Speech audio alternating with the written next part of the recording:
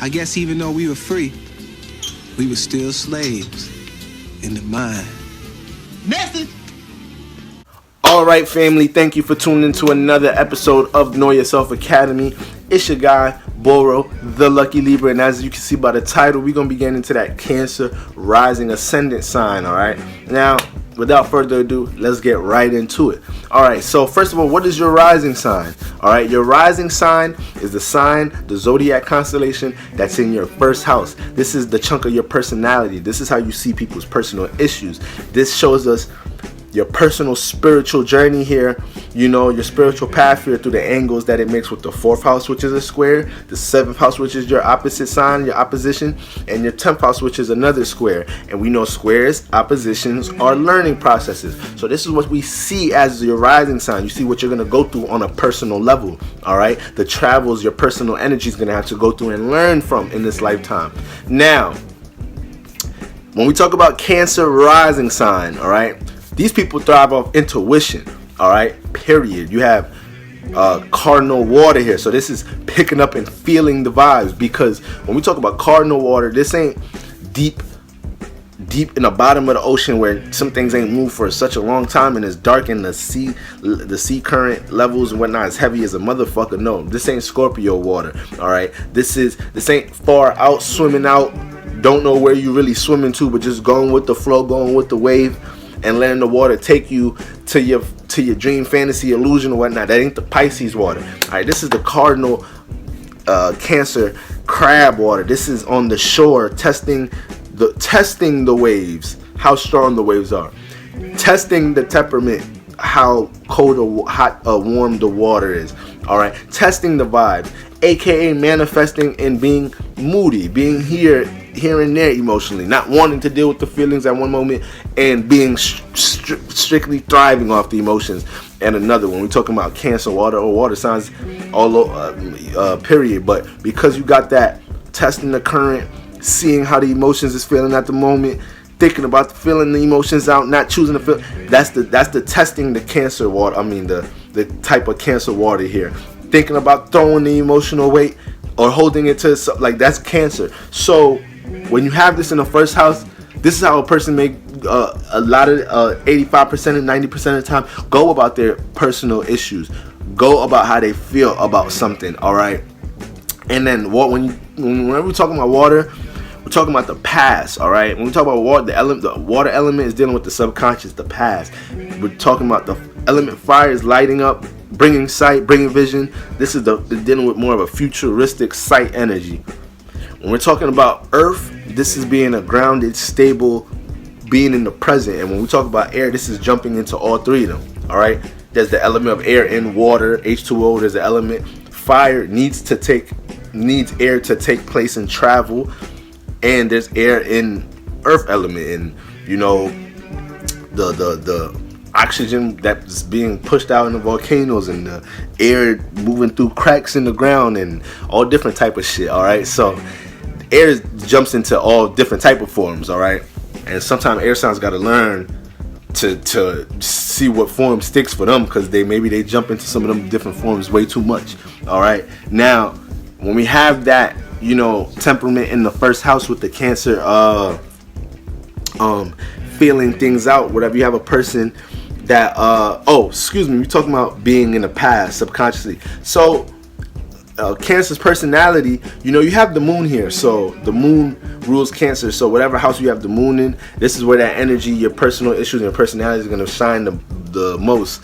This is where it's going to be the most active. All right, so with that moon energy, you're already somebody that's real reflective, somebody that's real connective, somebody that's people may feel the energy they could emotionally open up to you. All right, with that moon influence there. But at the same time, because back to the water being in the past,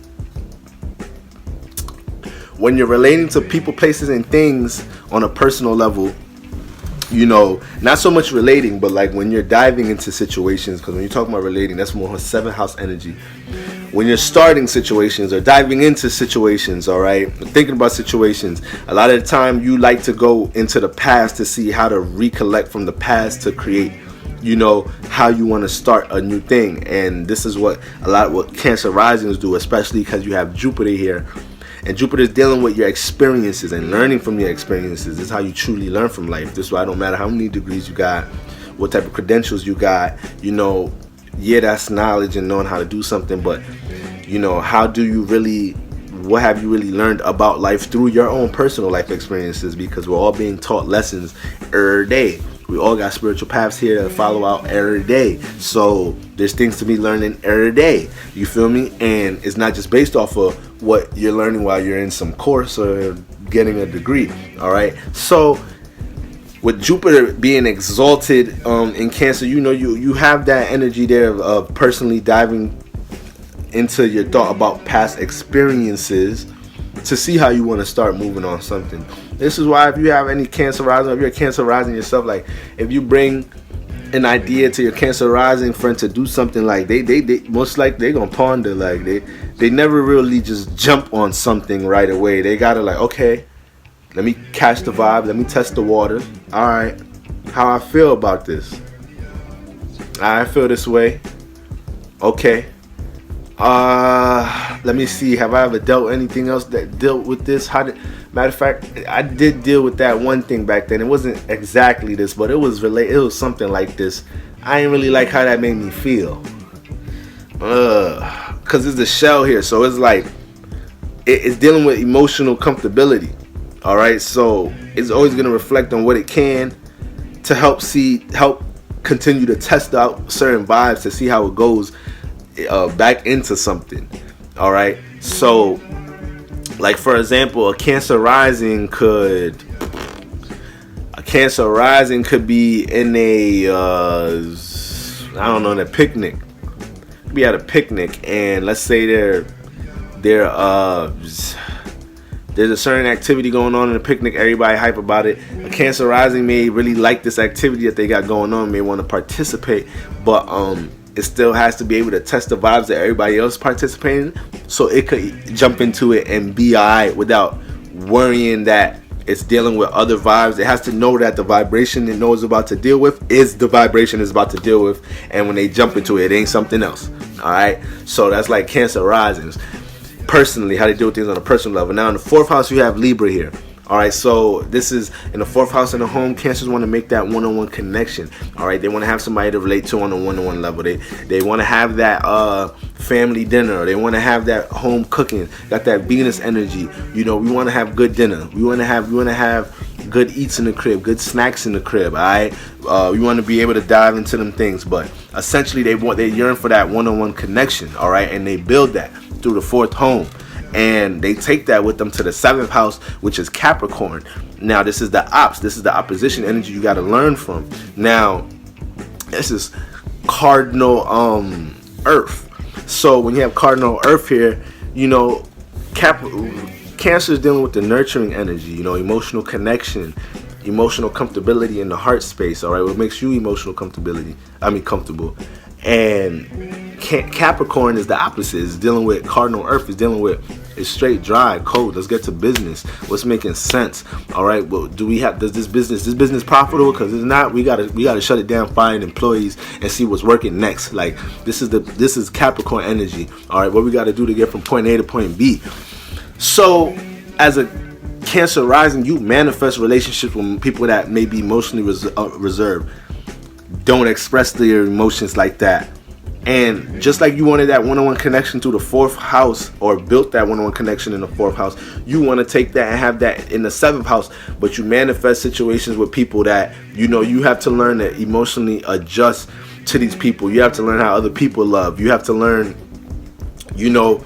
how to not that you can't just override somebody's emotional way of connecting because of how you feel personally. All right, and you learn this in the 7th house, dealing with the opposite energy, Capricorn, and you have to learn to make sense of your relationships. But Cancers with 7th house and Cancer rising with Capricorn in the 7th house, you naturally want to build on your relationships. So you want to go into relationships with substance. Cancers, especially Cancer women, you ain't just gonna run down on the Cancer woman, get her number or whatever, and it's just peachy clean. Now you're gonna get tested, because they're gonna be seeing does this relationship make sense? All right, do you move me emotionally? Cancer risings, they're not gonna get into relationships without not trying to see the substance or trying to build on something. They have a stronger purpose into just flying into a relationship.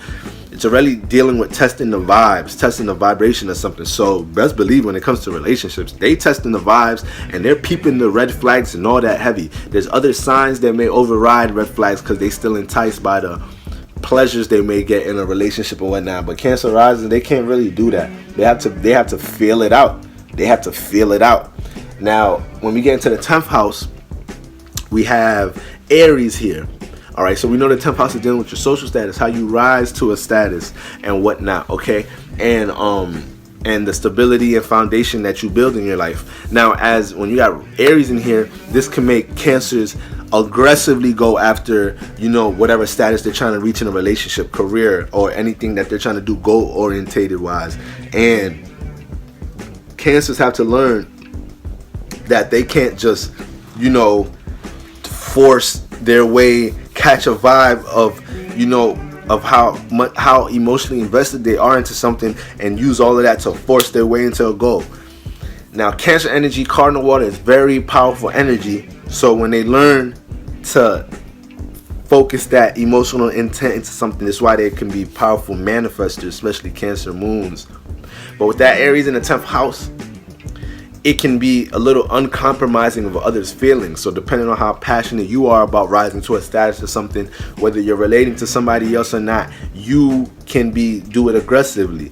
All right, and you have to learn to, create the emotional vibration, but not force it. All right, in whatever relationship you're in, or whatever you're trying to do, be in the goal-orientated way. All right, so if you want to be a musical artist as a Cancer, you can't just think it's gonna work because you're so emotionally invested. Like as a Cancer rising, you'll think if you care about it hard, it'll manifest. Nah, if you direct that care into the route and the focus of how you're manifesting, you're gonna create some shit.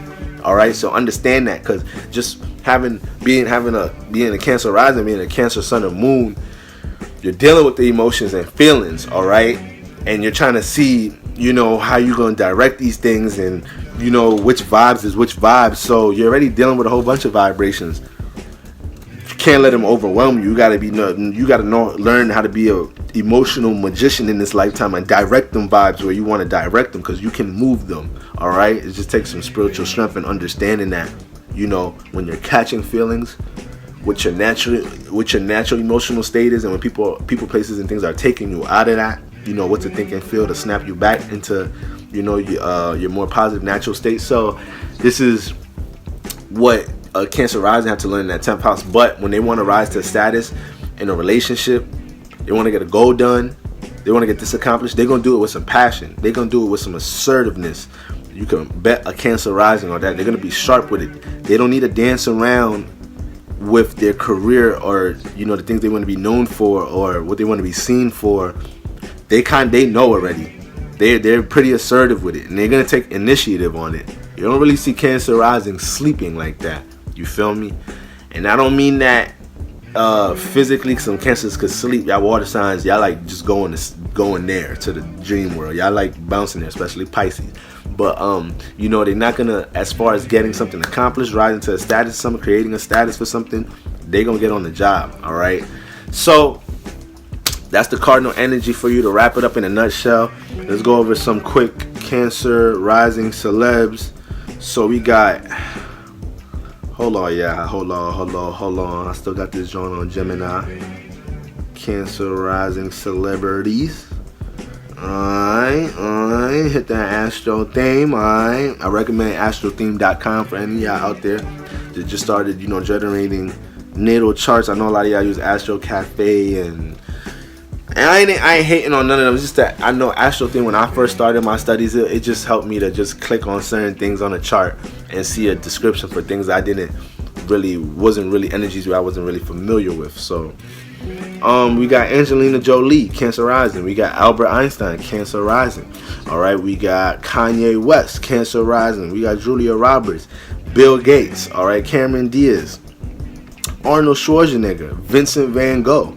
Alright, is that Adele? We got Adele. We got Ben Affleck. We got Robert De Niro. Alright, who else we got? We got Tyra Banks, Mel Gibson.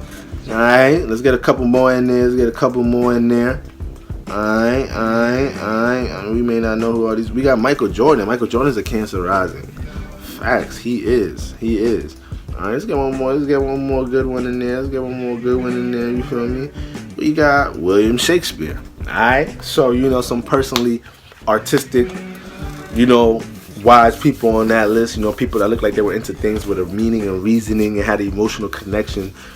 Like William Shakespeare, Michael Jordan, these people with that Aries 10th house, they're assertive with their goals, assertive with what they want to be known for. They attack that shit with that Mars influence there, that passion with their goals and desires, alright?